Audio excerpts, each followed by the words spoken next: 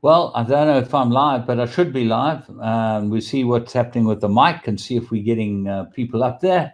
And if we have any interest, that's great. If we don't have any interest, I'm just going to chat through this objection at Scottsville, and then I'll upload the video if I have to later, because I don't seem to be uploading the video at all. But what actually happened in race 4 at Scottsville was quite interesting, because there was an objection. The second horse against the winner. The second horse got beaten a short head. Its name was Hugs Accepted. The winner was Paul Lafferty's runner, and certainly looked like a good winner to me, in that it won quite a nice race. Let me just get my papers here. And its name was Big Sky Country. Now, Big Sky Country is in the green, and on the inside of it is Hugs Accepted in the black and white. And as you can see, we pick up the action at about 600, 700 meter mark, where Big Sky Country's got about one length on Hugs Accepted. They're about a length in front of Hugs Accepted, or half a length in front, let's say, rather say, because it was more like half a length.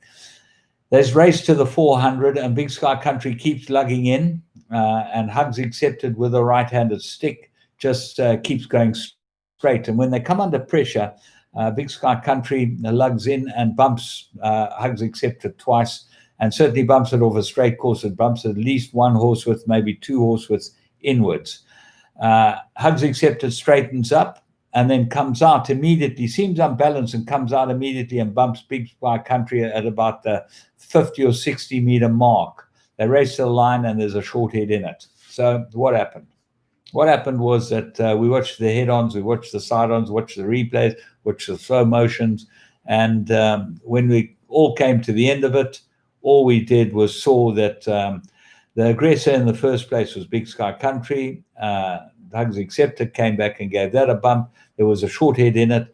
Hugs Accepted made up the ground, and most difficult objection to read if you don't have any concrete rules in place. And this is where the problem comes, because the NHRA don't seem to have any idea what the rules mean and what they should mean and how they should be interpreted. Because if you read the rules are quite clear. But it doesn't seem like they're able to stick to them. So who knows how we get around this, because there have been a number of objections in the last few weeks that have really annoyed the punting public, annoyed the people that are involved in them, and certainly made no sense, because it should be actually quite simple. And this is what should happen. I know that this in the real world, you've got to have some very firm ground lines. And the real world, if a horse is an aggressor, like you saw that horse in the Kentucky Derby that lost the race.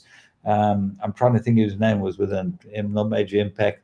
Maximum Security, Maximum Force, Maximum Security.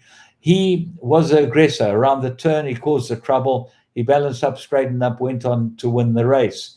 And because he was the aggressor, they demoted him, disqualified the horse right out of it. That was it. End of story. Finished. You're gone. And that should be the way it happens, because what you do is that you make sure that no one starts any trouble in a race. If they start trouble, they're going to get demoted. And that, I think, is the basis of being able to build your rules about. If you don't go on that basis, you're not going to get what you want. What you want is you want consistency. So the aggressor has got to be demoted. I really believe this, and because I believe the jockeys do take a chance. There are certain jockeys who are very good at shifting ground in the straight and getting close to another horse and maybe intimidating it or pushing it off a straight line. And the other horses don't like contact. Unless you've taught them to like contact, which is like in polo, they don't like contact. So I don't believe that at any stage you should have aggression, which is not punished. And certainly jockeys should be very liable for fines and proper fines for starting some aggression in a race, whether it be around the bend, whether it be out the pens, whether it be down the straight. Because on that basis, you then have someone you can start with. What your end result is, you will come to a conclusion if you've started with your starting point, which is who started the aggression, who started flaunting the rules, who started making the problems. When you know all of that, then you're going to be able to turn around and say, hang on a moment, we know who started this, and therefore, as a result of us knowing who started it, we are going to firstly punish them. That's the first thing. Punish the people that start the aggression. And secondly, look at the race in its entirety and then decide, if your rules say that, which our rules do, whether the one horse would have beaten the other. Well, in today's situation, it's extremely difficult to say whether the one horse would have beaten the others. But if you start with the aggressor, you do have a starting point. They don't have a starting point because I don't think they understand this. And I don't know if there are any of you out there that have any comment and want to write in a comment that I can comment back on. But I watched it with amazement because my initial thoughts were, oh, they'll take this race away from the horse. There's no way the aggressor can keep the race.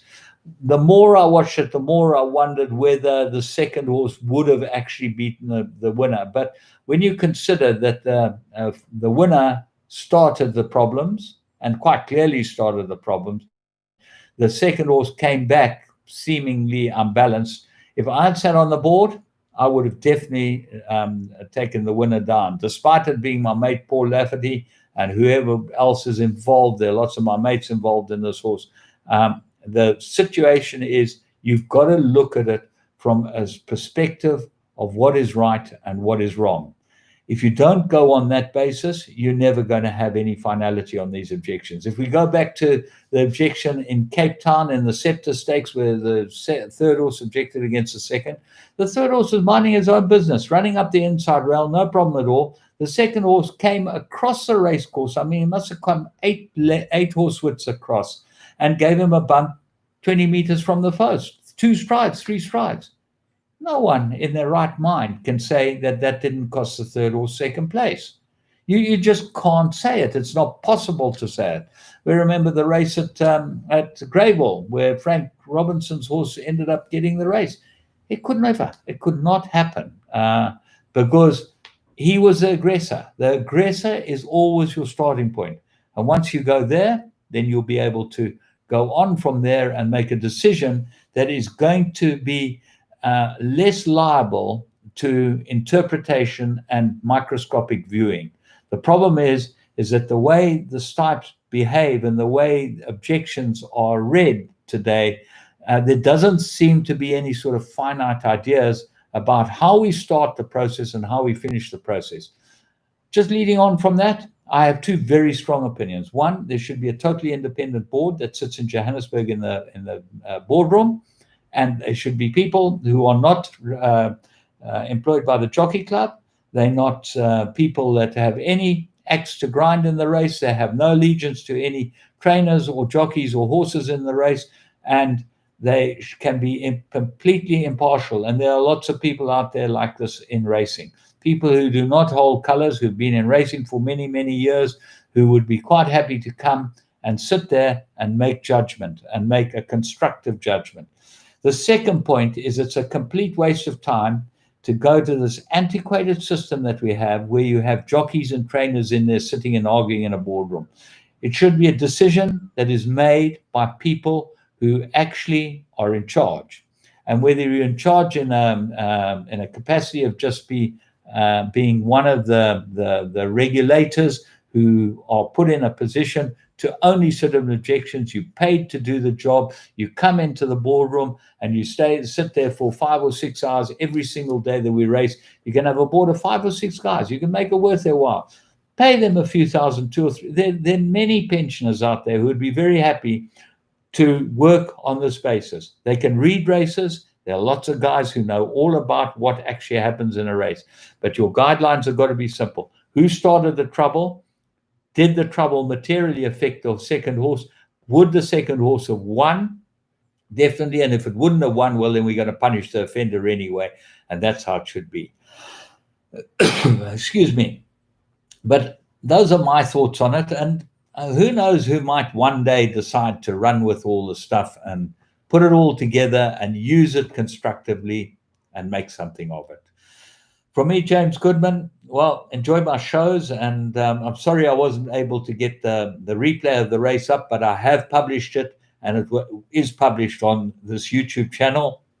You can read it, make your own comments, send me a comment, no problem at all, and join me on my next live discussion to discuss this. Until next time, have a great week's racing.